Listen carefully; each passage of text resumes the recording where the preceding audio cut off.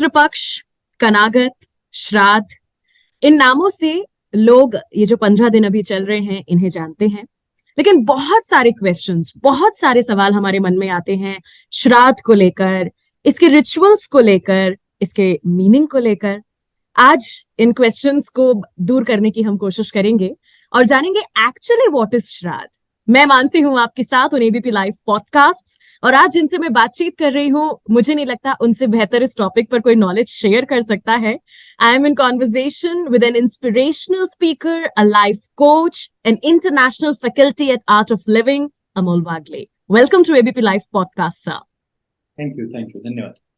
Sir I know time बहुत कम है, सवाल की जो क्यूरियोसिटी है इन क्वेश्चंस के आंसर्स को जानने की वो बहुत ज्यादा है, तो सीधा सबसे पहले सवाल पर आऊंगी। बिकॉज मैं बहुत कुछ श्राद्ध के बारे में पिछले कुछ दिनों में ऑन इंटरनेट, ऑन बुक्स पढ़ रही थी, तो आप इसकी सच्चाई बता सकते हैं कितना सच है कितना नहीं। मैंने पढ़ा, ये लिखा देखा कि वहां लिखा था कि गीता के चैप्टर 9 वर्स 25 में ऐसा कोटेड है कि worshippers of the celestial gods take birth among the celestial gods, worshippers of the ancestors go to ancestors, worshippers of ghosts take birth among such beings, and my devotees come to me alone. इसी के साथ वहां पर ये interpretation भी कहीं कहीं लोगों ने अपने पर्सपेक्टिव में लिखा है कि श्राद्ध कर्म को गीता सपोर्ट नहीं करती है। So is this a reality, is this true, what's the logic of doing श्राद्ध, एक्चुअली क्या है श्राद्ध? मैं चाहूंगी अगर आप इन सब के बारे में बातचीत करें। First of all, Bhagavad Gita के बारे में कहूं तो Bhagavad Gita is highly scientific and whatever is supporting science, Bhagavad Gita is in support with that thing. So Shraddh is highly scientific. Okay, जैसे हम जानते हैं कि श्राद्ध का लिटरल अर्थ है ऐसा कोई भी कृत्य जो श्रद्धा से करते हैं। ओके, अगर हम देखते हैं तो हमारे जो पूर्वज हैं, एंसेस्टर्स हैं, उनके जीन्स, उनके क्वालिटीज हम में आए हैं। आज जो भी हम हैं, आज हमारा डे टू डे लाइफ में देखना तो जो मैन्युफैक्चरिंग है वो सब उनकी देन है, जो भी गुण है। तो आज के दिन या ये पक्ष जो 15 दिन है वो हमारे सोर्स को, हमारे मूल को डेडिकेटेड है। It is always said that high flyer It is always said that fly higher, but stick to your roots. Broaden your vision, deepen your roots. Yes. तो अपने रूट्स को पकड़ के रखने का एक जो कार्य है वही है श्राद्ध। Okay. आजकल नहीं देखते हम मानसी जी की we celebrate Doctors Day, Engineers Day, Mothers Day, Fathers Day. So this not only day, a particular 15 days are dedicated to our ancestors, कि जिनके वजह से आज हम चल पड़े हैं जीवन। तो ये सिग्निफिकेंस है इसके पीछे कि उनको याद करना, उनके मूल्यों को, उनके अच्छे कृत्यों को याद करना, और एक जीवन एक वेल डायरेक्टेड, वेल इंटेंट हो आगे बढ़ते जाना। यस, सो मैं अब अपने नेक्स्ट सवाल पर आऊंगी, क्योंकि श्राद्ध में हम ब्राह्मण भोज करवाते हैं। कौवों को लेकर भी एक कहानी है कि हम कौवों को भी खिलाते हैं, कहते हैं कि ऐसा करने से यमलोक में पितृ देवताओं को तृप्ति मिलती है। बहुत सारी mythological stories are related with shraadh. So क्या कारण है इसके पीछे? क्योंकि हम तो यही भी जानते हैं कि जो आया है वो एक दिन चला जाएगा, जो कि एक सत्य है, वो अपने कर्म करके चला जाएगा। फिर ऐसा करने से क्या होगा? ये जो स्टोरीज हैं इनके पीछे का क्या लॉजिक है? आया है चला जाएगा, ये एक वर्डली लेवल पे बहुत आसान है। We can see mobile but we can not see network, we can see body but we can not see the source behind the body, that is nothing but self. आप उसको आत्मा कहो या energy कहो, इट इज ऑलवेज देयर। और जब श्राद्ध करते हैं, पिंडदान करते हैं, तो इट्स नथिंग बट उनको याद करना। और वहां पर हमारे कोई आप देखो वर्ल्डली चीजों को लेकर कोई गाड़ी बंगला वहां नहीं पहुंचती, वहां पहुंचते हैं सिर्फ हमारे वाइब्रेशंस। अच्छा, तो पिंडदान भी करते हैं, वो तर्पण करते हैं, स्पेशली जो इस तरह से करते हैं, तत् अर्पणमस्तु, तत् अर्पणमस्तु, कि उसका अर्थ है कि ये जो भी मैं जीवन है मेरा, आपके जो कार्य अभी बाकी है या जिस जीवन धारा को आप लेकर चले हैं आगे, उसको मैं आगे चलाता हूं, आप शांति से अगले मार्गस्थ होइए। सदगति बोलते हैं अपने इधर, कोई गुजरता है तो सदगति, RIP नहीं बोलते हमारे यहाँ, क्योंकि मरने के बाद पीस क्या काम का, शरीर भी नहीं है उसको उपभोग लेने के लिए। तो सदगति कि ये शरीर में हम लिमिटेड गति में हैं, पर जब आत्मा शरीर से अलग होता है तो उस गति, अगले गति को, शरीर से फिर प्रेत योनि से पितृलोक, पितृलोक से फिर देवलोक, ये जो जर्नी है वो सेल्फ की, आत्मा की, वो आसानी से हो। इसलिए बोलते हैं कि ये जो आपका कार्य सिस्मे सीड होता है ना, सिस्मे सीड ऑफर करते हैं, मतलब क्या, आपकी जो इच्छाएं है उसमें अटकना नहीं, आप आगे अभी बढ़िए। आपकी इच्छा ये छोटी छोटी है सिस्मे सीड की तरह, उसको हम पूर्ण करेंगे, इसलिए बोलते हैं तत् अर्पणमस्तु, तत् अर्पणमस्तु। और ये हमारे लिए भी जानना जरूरी है कि हम भी तो इच्छाओं में फंसे हैं, कि हमारी इच्छाएं भी वो छोटे से तिल समान है जो हमें परेशान करती है, नहीं पूरी हुई तो भाई उसको, उसमें अटकना नहीं, आगे बढ़ना। और रही बात कौवे को खिलाने की, कौवे को खिलाने की, यस, इस पे आना चाहूंगी मैं जी। अगर हम कौवा छोड़ के कोई प्राणी को भी खिलाते हैं तो भी पितरों को जाता है, ऐसा कुछ नहीं है। But why crow? Crow is connected with Pitrulok, that energy is there. अगर आप देखते हैं अलग अलग एनिमल्स अलग अलग एनर्जी कैरी करते हैं। सो जो पितृ लोग है, जहां पर हमारे पितृ देह छोड़ने के बाद जाते हैं, उस लोक से इमीडिएटली कनेक्टेड अगर कोई प्राणी है, पक्षी है, तो वो है कौवा जी। और कौवे का और एक खासियत है, साइंटिफिक रीजन ऐसा है कि हमारे पूर्वज बहुत इंटेलिजेंट है। उन्होंने हर रिचुअल के साथ साइंस को, प्रकृति को, निसर्ग को जोड़ दिया। अभी कौवे को जब खिलाते, देखो ये जो पितृपक्ष भाद्रपद महीने का जो ये काल है, उसमें कौवे अपने एग्स को ले करते हैं। ओके। तो जब कौवों को खिलाते हैं और कौवा सशक्त होता है, तो कौवा नॉर्मली कहाँ बैठता है, ज्यादातर आप देखो ऊंचे पेड़ पर, जहां पर पीपल और बैनियन ट्री, जिसको हम बरगद का पेड़ बोलते हैं। आप देखो ट्री प्लांटिंग में कभी भी ये दो ट्रीज को प्लांट करते हुए नहीं सुना होगा, क्योंकि ये दो ट्रीज जो है वो बहुत ही गुणकारी है मनुष्य के लिए, और ज्यादा से ज्यादा ऑक्सीजन देते हैं ये ट्रीज। और ये हमारे बोने से नहीं आते, ये कौवा जब वो उनके डाली पर बैठकर वो खाता है, उसके फल डालियां तोड़ के खाता है छोटी छोटी, तो उसके पेट में वो सब बीज होता है, पीपल का और बरगद का बीज, वो प्रोसेस होता है। और कौवा जब अपना स्टूल पास करता है, तो जहां वो गिरे वहीं से बरगद और पीपल का पेड़ निकल आता है। इफ यू ऑब्जर्व पीपल और बरगद का पेड़, banyan tree and people tree, आप देखो तो कहीं से भी उपज आते हैं, ये सीमेंट बिल्डिंग वगैरह ये कहीं से भी आते हैं। It is said no, there zero maintenance tree, yes, but it give lot of service to humanity, to the nature. इसलिए कौवों को सशक्त बनाया ताकि ऐसे पेड़ बने रहे। गाय को भी खिलाते हैं, बिकॉज गाय को माता बोलते हैं, गाय का हर एक अंग है वो हम सबके लिए बहुत ही गुणकारी, उपयुक्त है, इसलिए गाय को भी उसका गोग्रास बोलते हैं, उसको वो देते हैं, कौवे को खिलाते हैं। तो इसके पीछे एक स्पिरिचुअल बैकग्राउंड भी है और हाईली साइंटिफिक सेंस भी है इसके पीछे जी। अच्छा, बचपन से हम right from office to home हम यही ऑब्जर्व करते हैं कि श्राद्ध पक्ष के दौरान एक list of dos and don'ts हमें मिल जाती है कि आपको नई चीजें नहीं खरीदनी, चाहे कपड़े हो चाहे जूते हो, अल्कोहल वर्जित है, बहुत सारे रूल्स एंड रेगुलेशंस कि हम शुभ कार्य नहीं करते। वहीं आज ही मैं अपनी कलीग से बातचीत कर रही थी, तो उन्होंने कहा कि वो क्योंकि मिथिलांचल से बिलोंग करते हैं, उन्होंने कहा हमारे यहाँ तो पितृपक्ष को बड़ा शुभ मानते हैं, हमारे यहाँ तो नई चीजें करते हैं सब। तो ये कॉन्ट्ररी जो दो चीजें हैं, इन पर भी आपसे बातचीत करना चाहूंगी। मना करने की क्या वजह है? अच्छा, एक सिंपल सा रीजन है, ये हमने 15 दिन पितरों को दिए हैं, उनके स्मरण में आप रहे।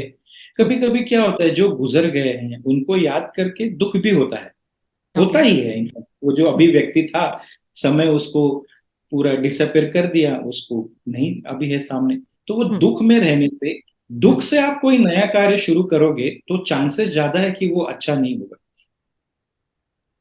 जो भी नया कार्य करते हैं तो वो एक अच्छे मन से, प्रसन्नता से करते हैं ताकि वो फलश्रुत हो। और जब पितरों के हम स्मरण में हैं, उस वॉइड में जी रहे हैं, तो वॉइड से, लैक से कुछ नया नहीं करना चाहिए, हमारे यहाँ पर मान्यता है। इसलिए आप देखोगे सीक्वेंस ऑफ फेस्टिवल ऑल्सो, पितृपक्ष के बाद आता है नवरात्रि। यस, शुरुआत माँ के गर्भ से बाहर आना, जो मृत्यु गया वो अभी अगले फेस्टिवल में क्या है, जन्म का इंपॉर्टेंस दिया गया है। फिर उसके बाद दिवाली सेलिब्रेट करते हैं। तो ये सीक्वेंस भी आप देखोगे, इट्स हाईली साइंटिफिक। एक मनुष्य का साइकोलॉजी क्या हो सकता है, कोई गुजर गया, वॉइड में आना, उसी वॉइड से फिर से उत्पत्ति हो गई। हम्म। गर्भा करते हैं, गर्भ होता है, माँ के पेट में हम रहते हैं 9 महीना, जी। वो छोटे मिनिस्कल में मनाते हैं नवरात्रि। हम्म। तो ये बहुत ही साइंटिफिक और मनुष्य बुद्धि और मन को देखते हुए ये सब की रचना की गई है हमारे कल्चर में। और कुछ जगह ये समझते कि ये अशुभ है, एक्चुअली अशुभ नहीं है। जब भी हम्म। आप अपने एंसेस्टर्स, पूर्वजों के स्मृति में है, वो अशुभ हो ही नहीं सकता। पर हम्म। मन थोड़ा सा डाउन होता है उस वक्त, एनर्जी थोड़ी वॉइड हम्म। में होती है हम्म। लगी हुई। तो उस वक्त बोलते हैं नया कार्य आप थोड़ा रुकिए, थोड़ा रुक के कीजिए, नवरात्रि में वहां से शुरू कर सकते हैं आप। ओके। इसके पीछे ये माइंड, ह्यूमन साइकोलॉजी है actually. Okay, there is human psychology behind that. Of yes. Course. Yes. Okay. अब एक ये भी कहा जाता है पुष्कर और गया, इन दो जगह का बड़ा रोल है श्राद्ध को लेकर के। कई लोग ये मानते हैं कि अगर आप पुष्कर में और गया में अगर श्राद्ध करा दें तो इसके बाद आपको जीवन भर कभी श्राद्ध कराने की जरूरत नहीं होती। क्या इस पर आप कुछ हमें एनलाइटन करना चाहेंगे? अभी देखिए, मेरे को यही सबसे पूछना है कि जो पुष्कर और गया में नहीं करते श्राद्ध, क्या उनके पूर्वजों को मुक्ति नहीं मिलता? क्या वही भटकते रहते हैं? हम्म। ऐसा नहीं है। पर हम्म। क्या होता है, कई कई जगहों पर, जैसे पुष्कर ब्रह्मा जी का स्थान है, एक ही हम्म। तो मंदिर है जहाँ ब्रह्मा जी का, hardly will see any temple of Brahma ji anywhere. Hmm. Hmm. तो वो जहां जाते, मतलब क्या उत्पत्ति, कोई गया, हम्म। अभी वो उसका वापस एनर्जी, हम्म। बोलते हैं ना, energy can not be created, can not be destroyed, it can be transform. तो यस। एक एनर्जी एक शरीर भाव में था, वो अभी चले गए, तो हम्म। उत्पत्ति उसकी अगली अच्छी हो तो ब्रह्मा जी का पास गए, उनकी आराधना की हम्म। कि अगला जन्म अच्छा हो। हम्म। और गया जहां पर कई सारे लोग जाकर स्थिर हुए हैं, ऐसी जगह को बल आ जाता है फिर।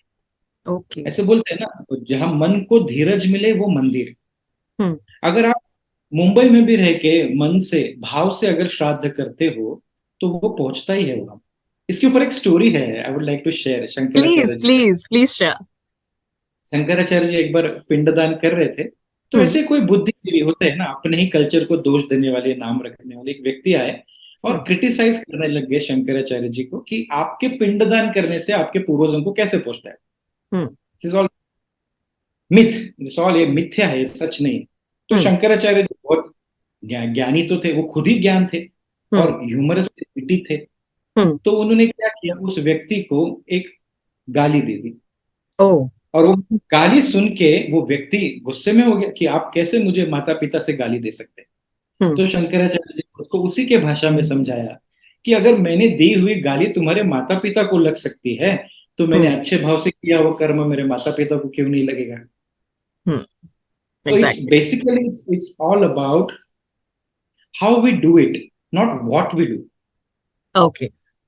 यद भावो तद भवति, श्रद्धावान लभते ज्ञानम। सो जो कृत्य श्रद्धा से करते हैं वो वहां पहुंचता है उस लोक में। आप हम्म। देखो ना, आपको अगर मुझे फोन करना है तो एक सर्टन नंबर डायल करना पड़ेगा। हम्म।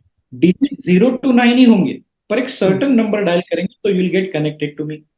यस। ये अलग फ्रीक्वेंसी पे जाते हैं और हम एक साथ बात कर सकते हैं, वैसे वो फ्रीक्वेंसी अलग है। तो वहां जाने के लिए सर्टन स्थिति में होना, श्रद्धा में होना, वो कार्य में एकरूप होना, तो वाइब्रेशंस वहां जाते हैं और फिर वहां पहुंचते हैं।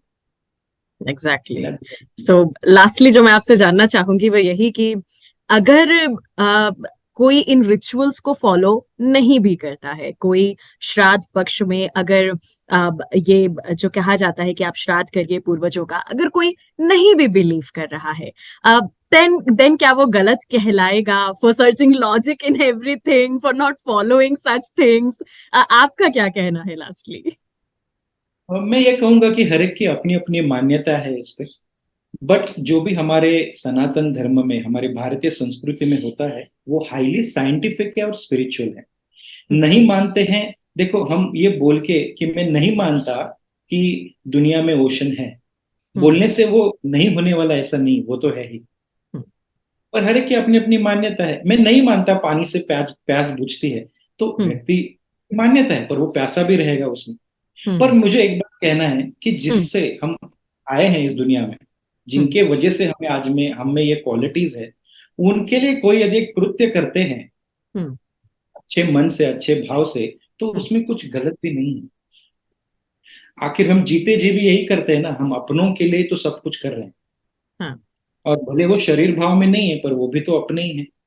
हम्म। तो उनके लिए करना भी, एक उन तक वाइब्रेशन जाना अलग बात होता है, और दूसरी बात होता है हमारे लिए तृप्ति लगता है, उसमें सेटिस्फैक्शन आता है, देने की वृत्ति आती है। आप देखो, पिंडदान करते हैं, श्राद्ध करते हैं, उसके बाद दान भी करते हैं। यस। दान देने से एक्सपेंशन होता है अंदर, एक विकसित लगता है मन, कि हम्म। खुद का नहीं सोचना है सिर्फ, औरों का सोचना है, समाज के काम आना है, ये देने की वृत्ति अगर आए तो हम्म। उसको एक स्पिरिचुअल बैकग्राउंड दिया, और हिडन साइंटिफिक सेंस है उसके पीछे। तो जो नहीं मानते, नहीं मानने से ये बदलेगा नहीं, पर हम्म। अगर मान के करेंगे तो अच्छी बात है। पर ये भी ठीक नहीं, मैं तो बोलूंगा, कि कृत्य करते हैं पर मन कहीं और है। हम्म। जैसे भगवान के सामने पूजा तो कर रहे हैं, पर टीवी पीछे चल रहा है, वहां ध्यान ज्यादा है। तो ये हम्म। सिर्फ एक्शन हो गया। जैसे मैं अभी हाथ उठा रहा हूँ, गर्दन हिला रहा हूँ, वैसे एक एक्शन हो गया, उसके पीछे फिर मीनिंग नहीं रहा कुछ। हम्म।